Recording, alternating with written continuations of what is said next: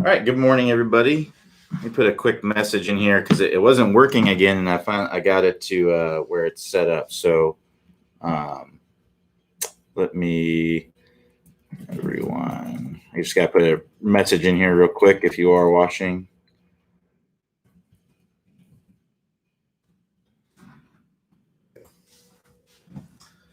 Should be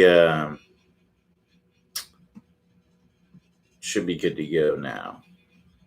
All righty. So if you got your questions, go ahead and post them. Wait for some people to get on here. Should be working. And make sure this is working. Because it says there's nobody on here right now.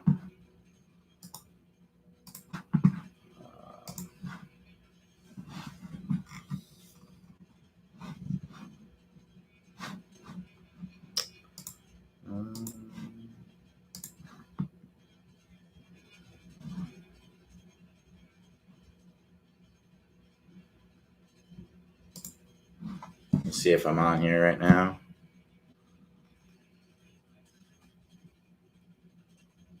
All right, has the right. All right, so it should be good now.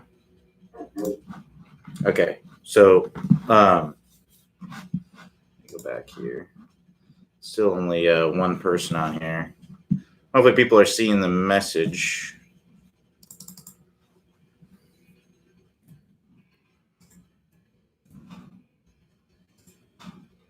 Put it in there a couple more times so it's obvious. There we go. Once we start getting a couple more people filed in here, we'll go ahead and get started. Give people a chance to get on. If you got your questions, go ahead and post them. I always start with questions that were asked up to an hour before. So if you're someone who came on and asked a question more than an hour ago, just copy and paste your question in there. So just to kind of give you an idea who I'm going to be starting with, it's going to be Paul S. I'm going to be starting with Paul S. So let's go ahead and get started here. We got a couple people in here, but we'll start here with Paul S. So Paul S says, when I try to make a bigger turn, which I can, I'm lost at the top. It literally feels like I will not be able to get back to the ball. Have you encountered this issue with other students, and how did you help them work through it? So when we're going up to the top, one thing that we want to make sure of is that we're maintaining kind of our posture and our spine tilt. So I see oftentimes when people try to make this big turn, what they'll end up doing, they'll come up out of their posture from this angle. As we go up to the top, we'll see they kind of get up like this. Well, if you get up like this, you may feel lost at the top of the swing. You may not know how to get down to the golf ball because maybe before you're making a short to the golf ball, right? And you may just kind of throw your arms at it. And when you do that, essentially, you're just kind of going like this, and that's not going to be very powerful. If you get the lead shoulder down, now that lead shoulder, as you're going down, can work back up, and that will help speed up the club more. So that may be what's going on. The other thing that may be going on is if you look from the face-on view, and this is probably the most common one when I see people try to get a bigger shoulder turn, is what they'll do is they'll get a bigger shoulder turn by going like this. They'll kind of lean toward the target at the top. And you can get pretty lost in your swing when you're in this kind of position. And a lot of times you'll either stand up and flip, or you may even fall away and to try to hit the golf ball because you're leaning toward the target, and then you got to kind of fall away to compensate for it. So that's also going to be less powerful. So when you're going up the top, when you're making this big shoulder turn, one, you need to make sure that your shoulders are basically feel like they're turning on the same plane. So imagine there's a plane of glass that goes from the top of your shoulders down to the golf ball. Now, the shoulders aren't going to turn that steeply, but it's a good visualization. I can't say visualization. Visualization of how your shoulders are going to turn as you go up to the top. It's not literally that steep, but it's a good way to think about it. So make sure that you're kind of in this position, because a lot of times if you get to where here, it's going to be hard to see the golf ball as well, right? So staying in your posture as you go up to the top of the swing. So make sure that your hips aren't moving toward the golf ball. If feel like you're pushing your hip back and your lead shoulder down, almost like you're trying to get your hip and your lead shoulder closer together as you're going up to the top. That's kind of the feeling that you're going to have, because that's literally what's happening. If you get to where your hip and lead shoulder are moving further away from each other, now look what's going on. I'm moving my hip that way, and I'm leveling out my shoulders. It's going to be hard to hit the golf ball from here. The other thing we want to make sure of is make sure that we're staying in our spine angle as we're going up to the top. So there's a great drill in the Stable Fluid Spine course. It's called the nose behind the ball drill. And what you're doing is you just take an alignment stick or a club and you place it on the ground in the middle of your stance, right in the middle of your stance there. And as you go up to the top, you want to make sure that you're basically staying right behind that, right?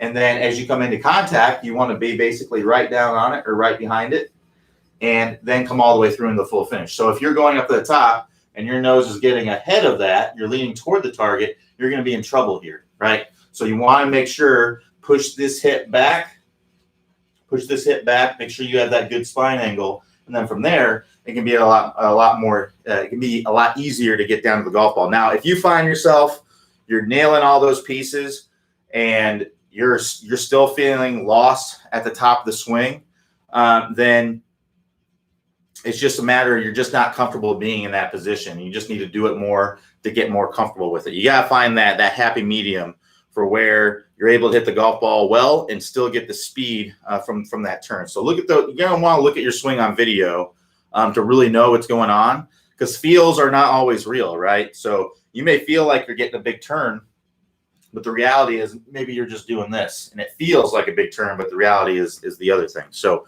make sure you look at your swing on video and then correct the things that I just mentioned. All right, so Jim G says, been working on maintaining shaft lean. When I start the downswing with the lower body and keep my body turning with arms being pulled along, ball flies straight. If I have any type of initiated swing, arm initiated swing, excuse me, ball is a pull hook. Any suggestions on how to groove the sequencing so I keep the body turning and don't let the arms start and dominate the downswing?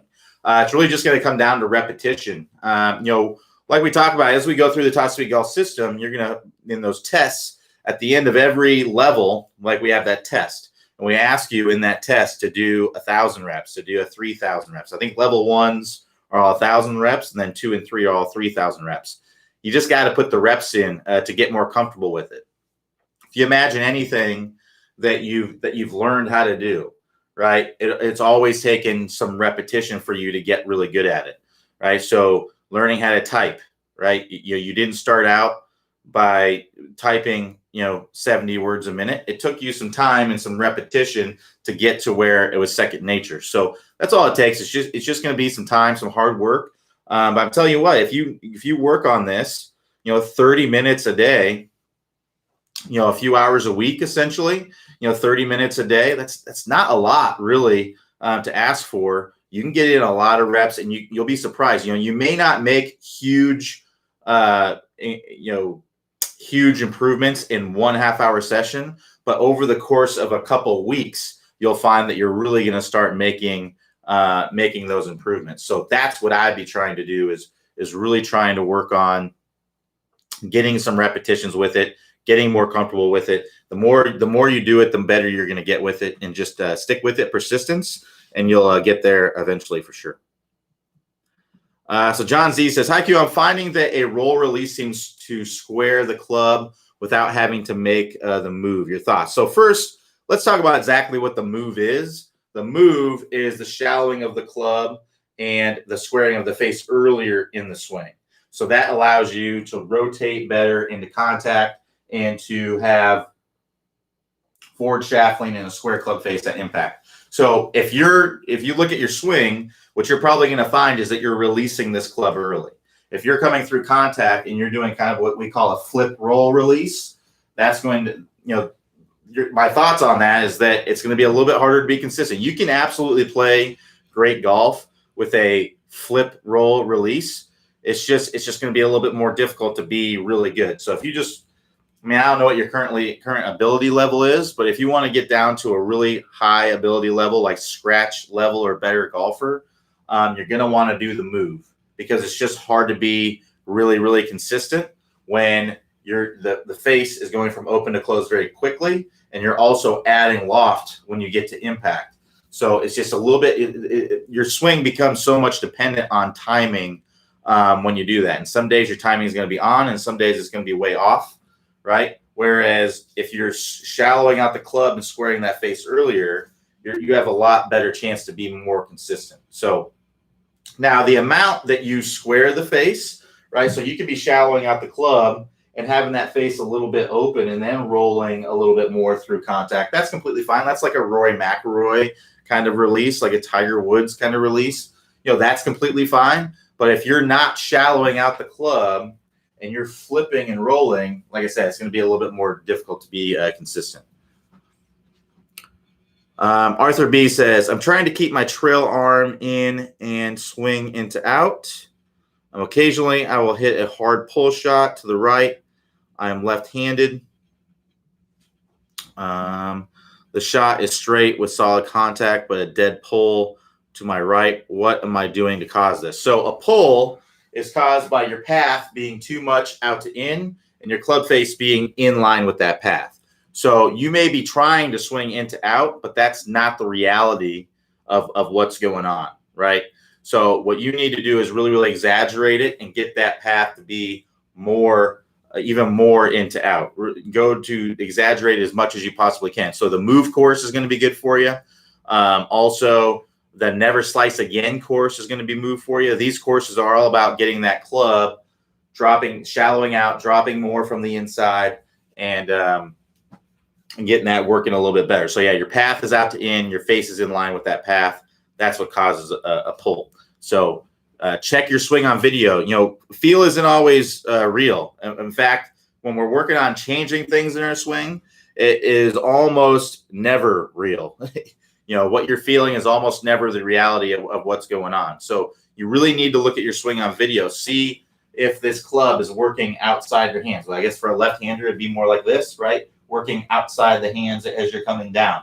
If it's working outside your hand, that's going to be a big time pull, right? Typically, your path is going to be moving out to in. So we need to get that path working more from the inside, right? And then closing that face to square it up when we're coming in. Now, you're squaring the face up to your path, which is good. You just need to get the feeling that you're hitting a big old block out to the left, and that will help you to get that working a little bit better.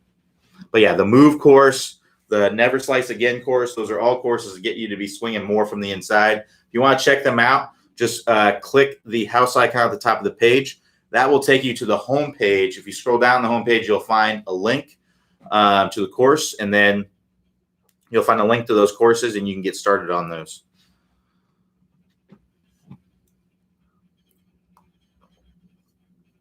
All right, so Jim S says, I'm starting to think the downswing like that. I'm starting to think of downswing like this. Curious if this makes sense.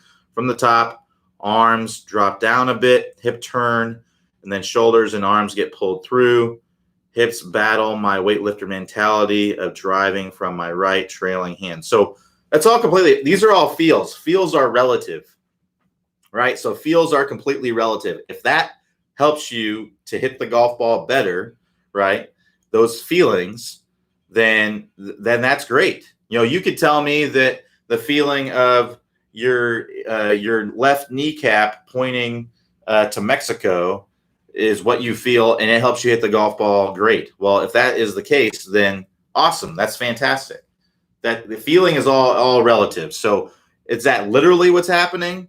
Most likely not, because if you literally did what you talked about, the golf swing would look like this. So you said from the top, arms drop a bit, hips turn, and then shoulders and arms gets pulled through. So if you literally did what you're talking about, it would be this, right? And that's not really what we want to have happen, right? So if what you're feeling makes you shallow out the club and turn into the golf ball and get into a position like that, then that's great. But feelings are all relative. So you may be feeling something that that's helping you to get in a good position. And if it does, then fantastic. If it doesn't, then I'd be searching for another feeling to get you into the right position. All right. So Jim S. says after so much work on getting the iron swing down, hit down, divot in front of the ball. Now the driver swing is all screwed up. Any way to help make that transition? So the actual movement of the swing is really not any different. It's just where you're striking the golf ball is different. So if you look at here would be somebody at impact with an iron, right? Here would be somebody at impact with a driver. It's basically the same exact thing. The only difference is that my ball is more in front. So one thing you can do to help you stay behind the golf ball a little bit more is widen the stance a little bit. If you widen the stance a little bit with the driver, that's going to help you to stay more behind it as you're coming through. And that's really about the only adjustment that I make with the driver. Now, I swing a little bit more aggressively and harder with the driver. But as far as, my swing is concerned, the only difference is I widen my stance a little bit and I swing a little bit more aggressive. So I try to make a little bit bigger of a shoulder turn so I can get a little bit more speed. That's about the only difference there is. So for an iron, you're playing the ball somewhere in the middle of your stance or a little bit ahead of the middle of your stance, somewhere in that area. You're hitting down and through the golf ball. So you're going to be, your compression line is going to be a little bit more forward. Your spine angles might be a little more vertical. For a driver, it's a little bit wider. So I don't really need to change anything I'm doing with my body. By virtue of getting wider with my stance, that automatically gets me to where I'm more angled away as I'm coming in. So a little bit wider with the stance, that ball is a little bit more forward. And now I'm right here at impact instead of right here. So you can see the difference there. So it's really, you just got to get used to, you just have to change the sensation of coming into the golf ball. So imagine hitting down into the golf ball. So if I have my little training aid here, or my little visual aid, if we're hitting an iron, right, we want that nail, we want to feel like we're driving that nail kind of down into the golf ball because we're hitting down into it. That's the feeling that we have. If I'm hitting my driver, I want to feel the opposite. I want to let my club bottom out with that wider stance and the ball position a little bit more forward. And I'm going to have the sensation that I'm driving that nail up into the golf ball. That's really I would just, work on those, going back and forth between those, and you'll get, you'll be in much better shape there. You can actually go to the driving range and go back and forth between shots. Hit an iron shot, then tee up a driver, hit a driver, then tee up or not tee it up, but hit an iron shot, then tee up a driver. And just keep going back and forth in between that sensation. You'll get much better with it as you do it. But practicing your irons isn't necessarily going to mess up your driver swing. It's the same movement. It's just a different sensation coming through contact. So you just got to get used to changing that sensation and where you're striking the golf ball. Because we don't want to have that same sensation of that driving that nail down into it, because then we're going to be chopping down. We're going to be sliding forward and chopping down. So you just want to have that sensation that now I'm staying back and I'm hitting up into the golf ball. And if you take a little wider stance, it'll make that easier.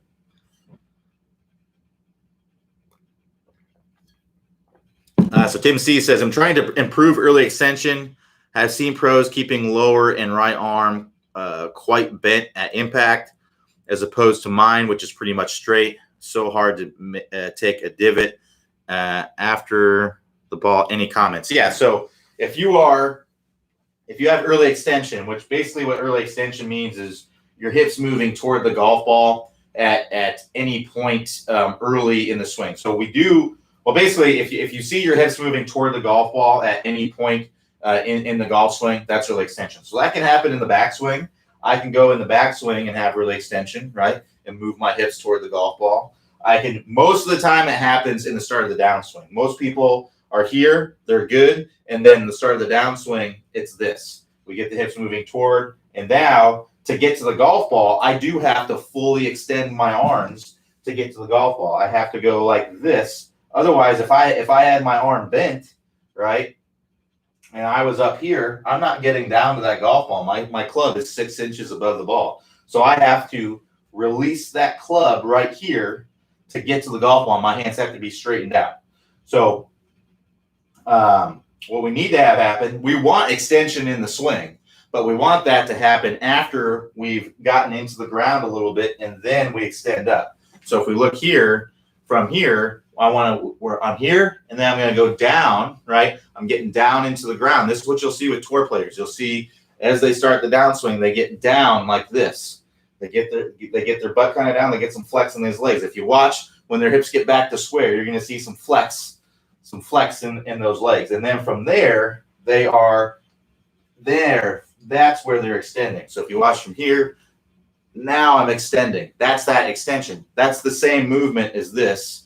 This is the same thing as that. It's just that this is rotation because I've gotten down and then back up. Whereas here, it's where you're here at the top and then you go back up. So you need to go down more and then extend up.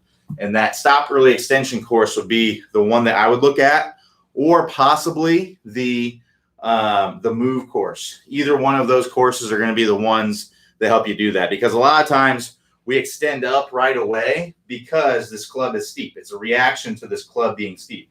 So maybe you're starting down, this club is steep.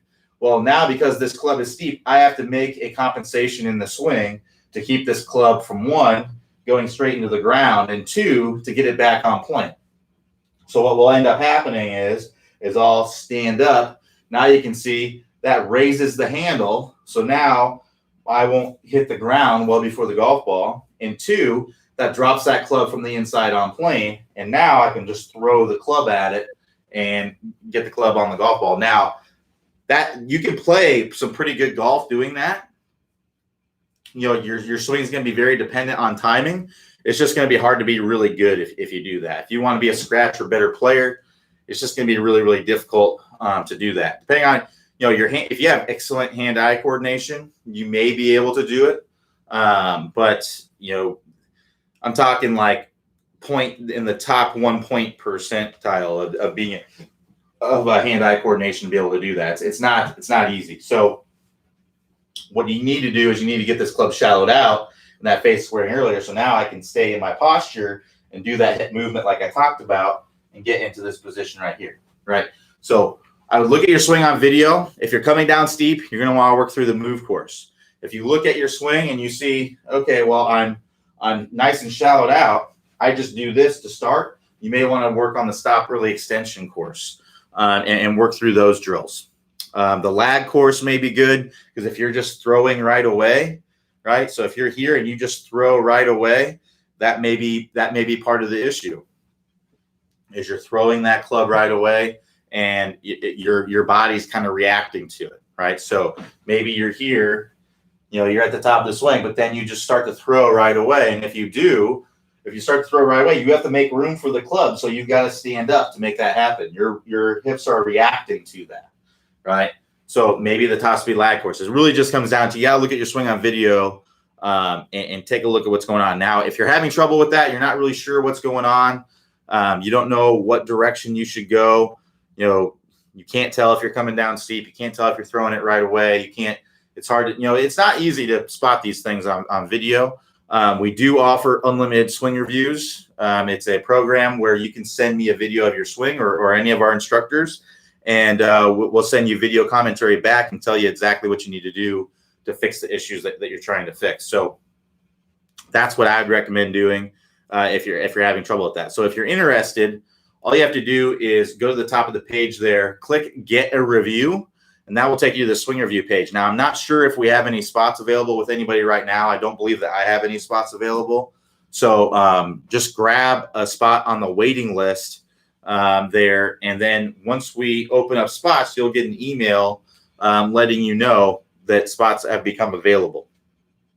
We send out an email to the waiting list first, and then we give you about a day. And it's first come, first serve on the waiting list. And then we'll send it out to the whole list after that. Now, I will tell you, the last few times that I've opened up spots, I've sold out to the waiting list pretty much right away. So if you see the email, keep an eye out in your email and you want to jump on it right away. Because like I said, I think the last 2 times I sold out in 45 minutes. I had 5 spots I opened up each time.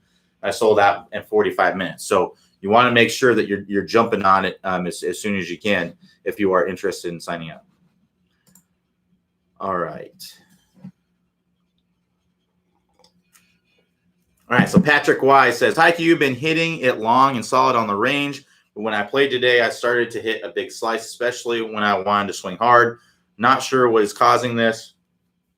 Could be that I'm moving my head forward during the downswing, which is causing my swing to come across the ball, which causes the slice. It could be, if you move your upper body forward too much, that can be causing you to basically leave that face open a little bit. So what we have to understand is what causes a slice. A slice is caused by one of two or both of these things. So the main cause is just your club face being open to the path. So what that means is the direction that my club face is pointing at impact. So if I put my little angle finder on here, the direction my club face is pointing at impact. So let's say my club face is square at impact.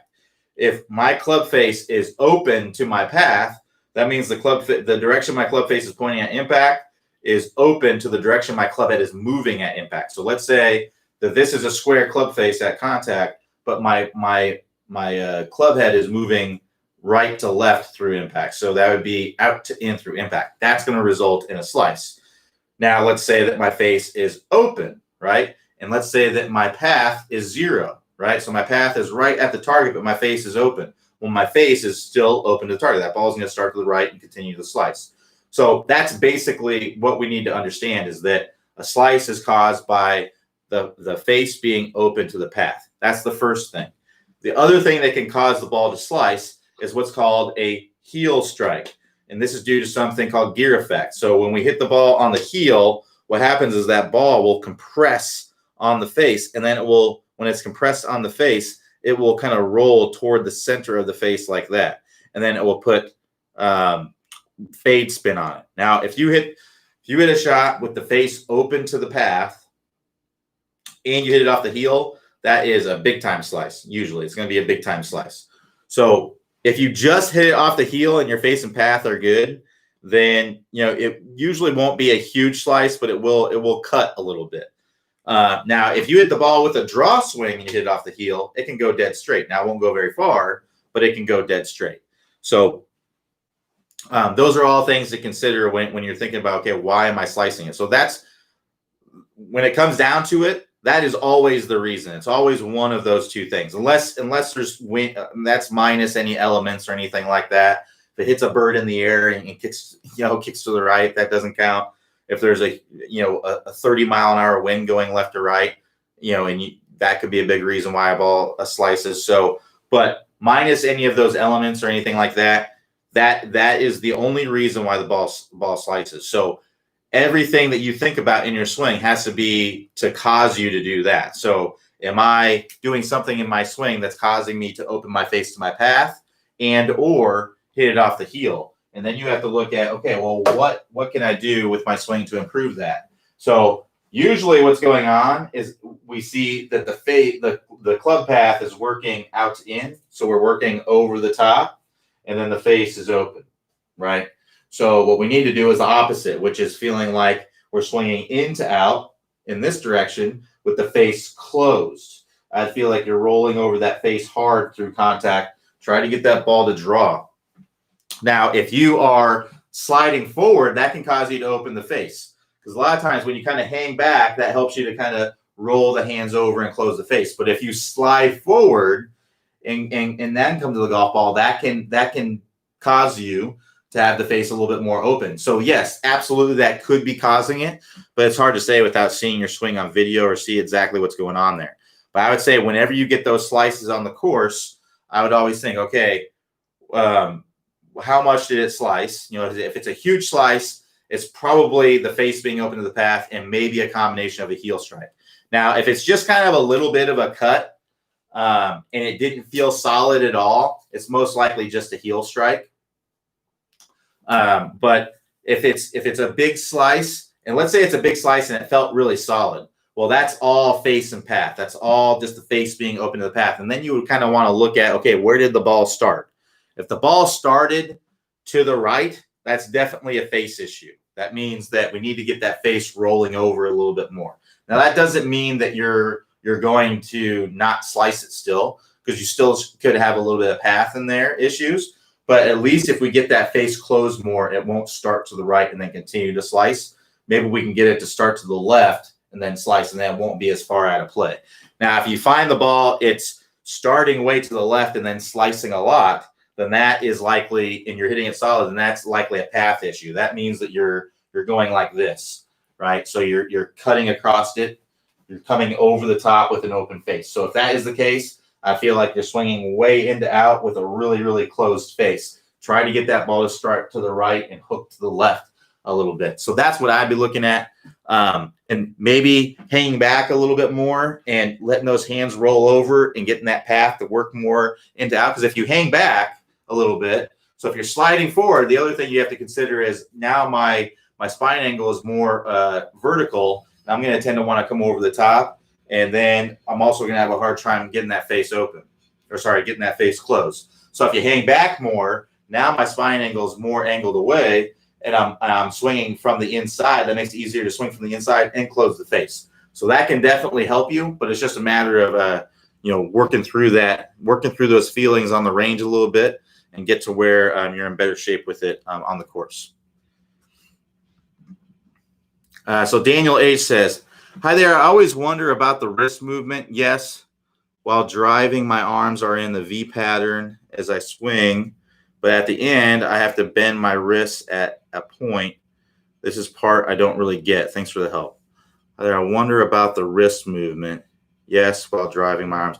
So the wrist movement, what we want to have is we want to create structure as we're going up to the top. So if you're in bad placements as you're going up to the top of the swing, and at the top of the swing, you're going to have to really manipulate things in the downswing to get it in a better place. So I find the easiest thing to do is to get up to the top of the swing with a flat or even slightly bowed lead wrist and a bent back trail wrist. And then from here, there's not a lot of wrist, basically this kind of motion that has to happen. It's more just this. So through contact, it's more of just going to be like a hammer. It's going to be kind of like that. That's basically what's going on.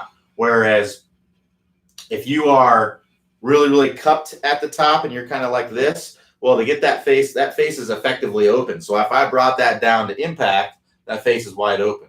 So I'm really going to have to not only do this action, but also do that action to close that face into contact. It's just a little bit harder to do. Now it can be done. Freddie Couples has a swing like that where he's got cupped wrist at the top, and then really, flattens it out and rolls it over and does all those things and hits the ball great. I mean, major championship winner, right? So it definitely can be done, but it's a little bit more difficult. So you just have to find the pattern that works best for you. So if you're having trouble getting that face to square up at contact, you're leaving that face open, you may want to work on getting that wrist a little bit flatter or bowed at the top, trail wrist a little bit more extended, palm pointing up to the sky at the top, and that can help you to get into contact in more of a square club face position.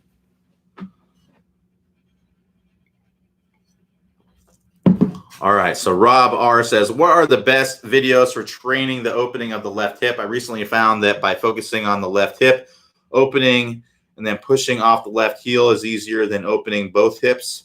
Any suggestions?" References GSA Vault program. Yeah, there's lots of videos for opening up the hips on the website. We actually have a great search engine. So if you just want to find a plethora of videos that work best for you, I just recommend using the search engine. So in the upper right-hand corner, you'll see a little search box. Just search the word hips. It actually works pretty well. You're going to find tons of videos that are focused on the hips. And you'll find something that you need. Now, if you're on a mobile device, in the upper right-hand corner, there's a little icon that's 3 horizontal lines. If you select that, that'll expand a menu, and then you can select. When you expand that menu, you can scroll down and you can find that little search box there at the bottom. But yeah, just search the hips and you'll find a ton of them. DLA says, "I really struggle with a flat backswing. What are some good thoughts to fix that?" So I'd actually recommend working on the skyscraper drill from the 20-minute distance fix. It's in week 3 of the 20-minute distance fix. One that I really like to feel is that I'm basically feeling like I'm punching through the sky with my hand. I want to feel like I'm punching up through the sky. Because if you have a flat swing, you're going like this, right? So if you have the feeling that you're punching up the sky, it can really, really help you. I think a lot of people struggle with a flat swing because they don't understand, or they don't get the arms working up very well. So one thing that can also help you is just this little drill where you get in your address position, hinge the club up to 90 degrees. And then I just want you to just straight up lift the club and lift your hands, retaining that structure with the hands all the way up above your right shoulder. So from here, it would look like that, up over my right shoulder. And then from there, I can just turn my hips and turn my shoulders. And now I'm at a good top of the swing kind of position. I've got my hands nice and high. I'm not flat. I got my hands nice and high on it. So that's going to be a good type of swing. And you're going to realize, wow, my arms really lift up that much in the golf swing. Because a lot of people, if you swing flat, you're not lifting your arms very much, right? You're only lifting your arms up.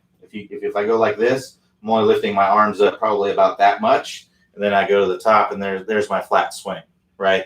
So you're going to realize, oh, wow, there's a lot of lifting in the swing. So I try to feel like as you're going up the top, you're just straight up. As you're turning, you're really, really lifting that club and getting that club head to go straight up in the air and getting those hands to go straight up in the air. And that's how you get to where you're in that nice vertical position at the top. So give that a try. But if you want to work on a great drill for this and to gain speed for it, go to the 20-minute distance fix and work through that skyscraper drill. To get to the 20-minute distance fix, just hover your mouse over the instruction tab. That'll expand a menu. The first option there is the 20-minute distance fix. Click on that and then go to week 3, then the skyscraper drill. That's a great one. Basically goes over a lot of the feelings that I just talked about. But that one where you're just getting here and you're hinging up the club and going up like that, that's also a great one to kind of get you the feeling of how much the arms are really lifting in the backswing, because I don't think a lot of people realize it. All right, so Paul S says, when I try to make a bigger turn, which I can, almost at the top. Hey, Paul, I actually answered that question at the beginning of the office hours. So if you want to see the answer to your question, just watch the archived office hours when we get done here. I'll post the archive shortly after we get done. So Dennis K says, need a good release drill and a good bunker video, including fairway bunkers. So a good release drill is just going to be all the straight line release course, the whole entire course. So I'd be just working your way through the straight line release. As far as a bunker video, if you go to our short game vault, you'll find tons of bunker videos there, but we can go over that really, really quickly. So first of all, to get to the straight line release course, just click the house icon, go to the home page, then go to the straight line release course and work through the drills. One thing to understand is that the straight line, you're not going to get it in just like that in one little drill. Most likely, anyway. It's possible, but most likely that's not going to happen. You're going to have to work through, do the reps and stuff like that. So that's if you're looking for kind of a quick fix, it's not going to happen with the straight line release. It's going to take some time and some repetition, most likely. If you already have the motor pattern for it, which isn't likely, but if you do, you may be able to get it very quickly, but most people don't. And that's probably the reason why you're looking for a drill for it. So let's talk about bunkers, greenside and fairway bunkers. So the biggest mistake I see with people that make out of bunkers is that they don't open up the face enough. They leave that face kind of closed off. So what we really need to do is we need to open up the face. We need to realize that we're not hitting the ball with the club. We're hitting the sand with the club, and then the sand is kind of throwing the ball out. That's essentially what's happening. So don't be afraid to open up that face. We're hitting the sand with the club, not the ball. All right. So open up that face about 45 degrees. So 45 degrees open.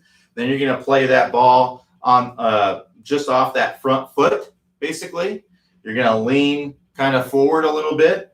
And then what I want you to do is just come down, retain that structure, take kind of a weak grip here. We want to keep that face pointing up to the sky and just slide that club underneath the golf ball. Hit behind the golf ball about 4 to 6 inches and slide that club behind the golf ball. One thing you can do to practice this is to put some balls in a line in the bunker and draw a line on 4 inches, 4 to 6 inches on both sides of the ball, right? And then come in and try to, set up and try to hit that line behind the golf ball and have the club exit at the line in front of the golf ball. And just hit a bunch of shots doing that, and you'll get more comfortable. The other mistake that I see is that people don't swing hard enough when they do this. Like I said, we're not hitting the golf ball.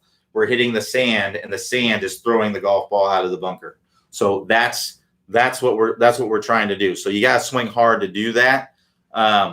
It's just going to take some practice and some feel getting used to it. But once you get used to it, it's going to seem fairly easy to do that. So real quickly, I get this question all the time. Well, what if it's a hard bunker, a wet sand, or something like that? You do the same thing. You just make an adjustment. So the reason why we want to open up this face is because that allows the bounce to be exposed, and allows it. If you imagine a jet skier, right? So if you're a water skier, if you have that water skier and they have the nose of the skis up, right? They're just going to glide on top of that water. But the moment that's the nose of that ski goes down into the water, it's going to dive into the water. So that's basically like what this leading edge is. If we come into the sand and we get this leading edge touching the sand first, well, it's just going to want to dive into the sand, and we're not going to be able to slide it into the golf ball. It's just going to get lost in the sand, and you're going to chunk it. It's not going to come out.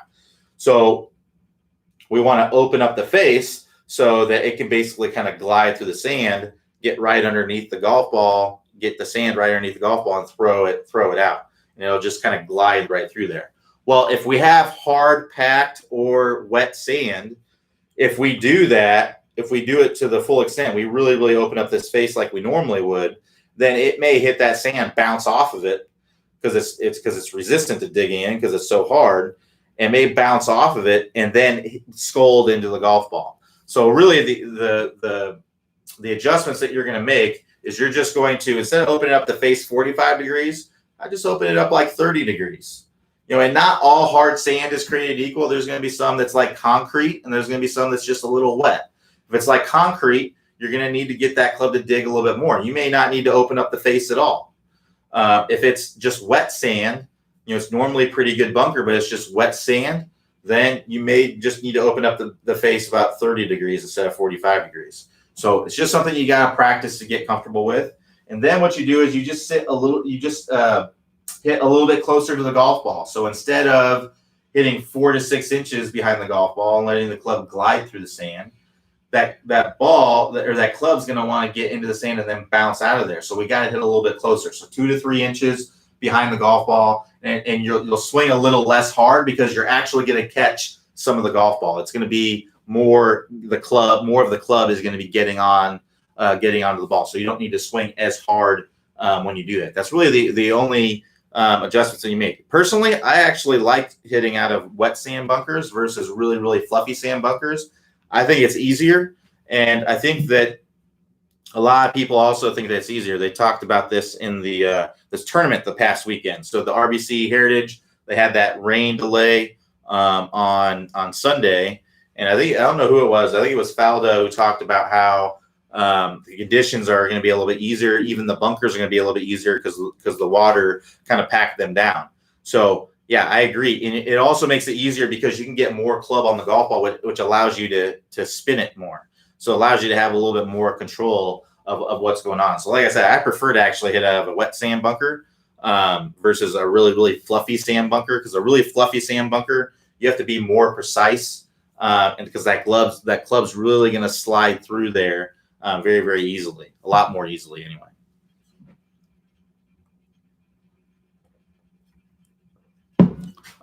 So fairway bunker. Fairway bunker is going to be very, very similar to what a fairway, just a shot out of the fairway would be. You just make a couple adjustments. So one, the first adjustment that I'd make is I would use extra club, and I would also choke up on that club. So if you use extra club and then you choke up on that club and you take a 3/4 swing, it's going to help you be a little bit more precise with this. All right. That's typically what I do is I use extra club. I choke up about 1 inch on the club to give me a little bit more control of it. I use a 3/4 swing. I get to about right here instead of taking my full swing. I get to about right here. And I play the ball just a little bit back in my stance. So if instead of, typical ball position with an iron is going to be straight down from the lead ear, I'll play the bunker shot about in the middle of my stance, because your contact with the ball is the most important thing. You have to make ball first contact. You can get a little bit of the sand before the golf ball, but for the most part, you got to make, if you hit more than an inch behind it, it's over. It's not going anywhere. So it's really, really important that you don't get much sand at all before the golf ball, so that way you can hit it solidly. So that's why taking an extra club. The reason why you check an extra club is because I'm choking up and I'm taking a 3/4 swing. Choking up and taking a 3/4 swing gives me a little bit more control of the club head. I feel like I have more control and I'm more able to get this, to get it more in the center of the face, because it's so much more crucial with this shot. So that's really what I would do. And then I would just dig into the sand a little bit, because when you're in the fairway bunker, a lot of times these shots are difficult because the surface isn't as stable underneath you. So digging in a little bit, and if you take a shorter swing, you're able to be, it's a lot easier to stay in balance and to stay stable. So that's why I do that. And I think that's the easiest way to do it. And I found that it works really well with a lot of students as well. So really not any big difference out of the fairway bunker. You're still hitting the same shot. It's just, you just make a couple adjustments. So Patrick Y says, great explanation on what causes a slice. We'll work on this at the range. No problem, Patrick. Glad I could help. Chris S says, hi, Q. I have a limited shoulder turn. Any tips to compensate to get more club head speed? So what I would recommend doing, if you haven't already, is to try to open. The biggest reason why I see people have issues with shoulder turn is because the hips aren't turning enough. So if I angle this down, you might get a glimpse at my little buddy down here. She's taking a nap. But what we want to do is we want to make sure that we turn this trail foot out, right? So when we turn our hips, our leg, our femur, which is our thigh bone here, is turning into our hip, right? So that's what's happening. Your foot is twisting that way. So as you can see there, I don't have a lot of mobility in my hip. I can't turn my hip very much that way. I'm I have very limited internal rotation, hip mobility. I can't really turn my hips very much at all. So I have to angle my feet out in order to be able to turn my hips back. So if you have a limited internal rotation in your hip, you want to make sure that you do that, so that way you can get a good full hip turn. The other thing is I want to allow my heel to come off the ground. If we try to keep this heel anchored, it may restrict how much we can turn. So turn this foot out, let this heel come off the ground, basically feel like the hip pulls it off the ground, and that can help you get a bigger hip turn, which can help you get a bigger shoulder turn. So that's what I'd be doing first, is working on getting, freeing up the hips, so that way you can free up the shoulders a little bit more. Excuse me. Now, beyond that, working through the 20-minute distance fix, we have a lot of other pieces that we can do. So getting loaded up properly and getting that proper weight shift to our lead side, that's going to be the step drill. If you think about any powerful athletic movement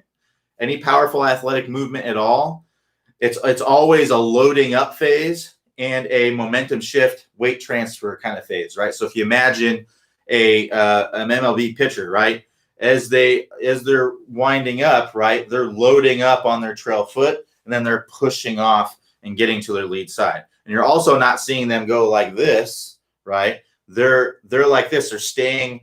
They're loading up. They're staying right here, and then they're getting that momentum moving forward as their arms going back. And that's what we work on in the step drill. So getting loaded up properly, and then getting that momentum, the timing of that momentum and weight transfer to the lead side is important for speed. So we work on that in the step drill and the 20-minute distance fix. We also work on some lag, right? So getting some lag, and then the release of that lag is a big piece of how you can get speed. So we want to get this angle here nice and sharp. If we're casting this club right from the very beginning, it's going to be difficult to get any speed down at the golf ball. So we want to get some lag being generated here, and then we want to release that lag as fast as we possibly can. We want to pull up on this handle. We have a drill in there called the grip ripper, where we feel like we're popping the grip off the handle That's what you want to feel like as you're coming through contact. So we have the grip ripper drill, we have the boomerang drill, we have half backswing, full follow through drill. Those are all drills in the 20-minute distance fix to work on that speed creation through impact.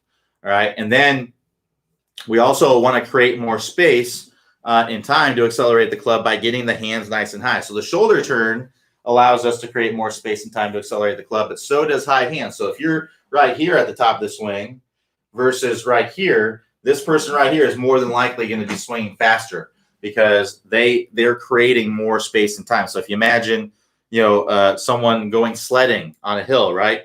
They're going to be able, if they have a much taller hill, you're going to be able to pick up a lot more speed going up to the bottom. Whereas if you're on a much shorter hill.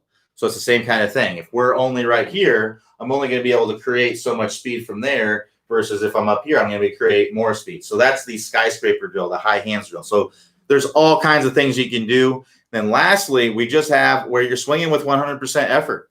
If you swing with 100% effort, your speed's going to go up. So we're not asking you to do that on 100 swings. It's really just 20 swings 3 times a week. So you're doing about 60 swings in a week where you're swinging with 100% effort. You don't want to overdo this. So I'm talking 15, 20 swings in a session. That's about where you want to be with this, going 100% effort. Otherwise, you're going to wear yourself out.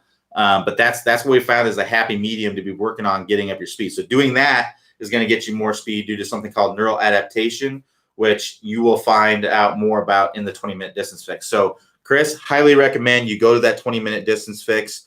And in there, Clay talks about the hip adjustments or the feet adjustments, the setup adjustments that I talked about earlier. Work through theirs, get your speed up. So to get the 20-minute distance fix, it's included in your membership, this speed program. All you have to do is go to the top of the page, click the instruction tab, and then click the 20-minute distance fix to get started. All right, so Luke M says, I have a hard time releasing lag late. When club is at last parallel on the downswing, my hands are still outside my back leg. How can I get into that late lag position and create more power? So Luke, it's hard to say without seeing your swing, but I would look and see if you're coming down steep. That's the most common cause. That's why I'm saying this. There could be other things going on, but I would look and make sure that you're not coming down steep. So if you're coming down steep, you may be creating some lag, but if you're like this and you're coming down steep, you're going to have to make a compensation later in the swing to get this club on plane.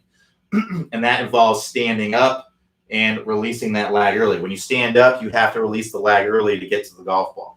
So I'd make sure that you are shallowing out that club, and you may be shallowing out the club and you just don't know how to square up the face. You're releasing that. When you release the club earlier, it closes the face, right? So if you're used to squaring up the face by an early release, if you get a later release, you may feel like the club face is wide open. So what we need to do is we need to get this club shallowed out. We need to get that face squaring by turning this handle like this. So the lead wrist, bowing, trail wrist, bending back, so that face is already square. And that way you can rotate into contact and be able to get into that position. So that's what I'd recommend doing, is probably working on the move. That's probably going to help you the most. So if you're interested in wanting to work on that course, all you have to do is go to the top of the page there, click the house icon. That will take you to the home page. And if you scroll down the home page, you'll find a list of all the courses that we offer. Click the move and get started. So Luke M says, how do you think about training technique for speed? They are connected, and better technique and allow better speed. But should I practice speed or technique first? Should I do the 20-minute distance fix or the TSG system? It's going to be different for everybody. It just depends. If you have a lot of speed already, then you may want to work on the TSG system. I mean, the 20-minute distance fix is going to involve quite a bit of technique. We talk about, it's basically, it's really all technique. It's not just swinging as hard as you can. A lot of it is getting a bigger shoulder turn. A lot of it is getting lag. A lot of it is releasing that lag as fast as you can. A lot of it is,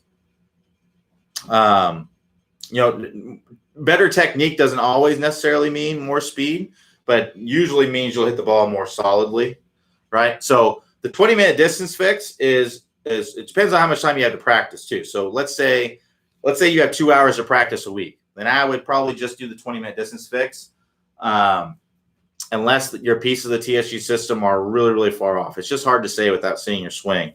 But I'd probably do the 20-minute distance fix. If you have 4, 5, 6 hours to practice, then I'd be doing the 20-minute distance fix and the top speed golf system. So, like I said, top speed, the 20-minute distance fix, it's basically it's the drills themselves are 20 minutes, right? And it's 3 range sessions. There's 3 sessions a week. There's 2 range sessions and there's a home session. You can do the home session at the range if you want to. So you could say there's 3 range sessions. By the time you factor it all in, you get warmed up, all that good stuff. It's probably 30 minutes. And then there's probably about 30 minutes or so of content every single week. So you'd be looking at about 30 minutes, 2 hours to practice, to put aside to do the 20-minute distance fix every week. So it really depends on how much time you had to practice. So it's really, I would just separate the two, right? So if you're working on the top speed golf system, work on that by itself, and then work on the 20-minute distance fix by itself. But there's going to be some overlap there because we're in the catapult drill. That's the power turn, right? The boomerang drill, that's lag. That's the second piece of the third piece of the top speed golf system. So there's pieces of the top speed golf system that you're going to be working on within the 20-minute distance fix. James M says, Q, I'm trying to do the squat, and every time I try to lower my swing, I hit the ground 6 inches behind the ball. Any suggestions? So it sounds like you're just squatting and then staying there. So if I squat there, I release early, I do the same thing. So let's say you used to kind of go like this, right? So early extension, flip of the club.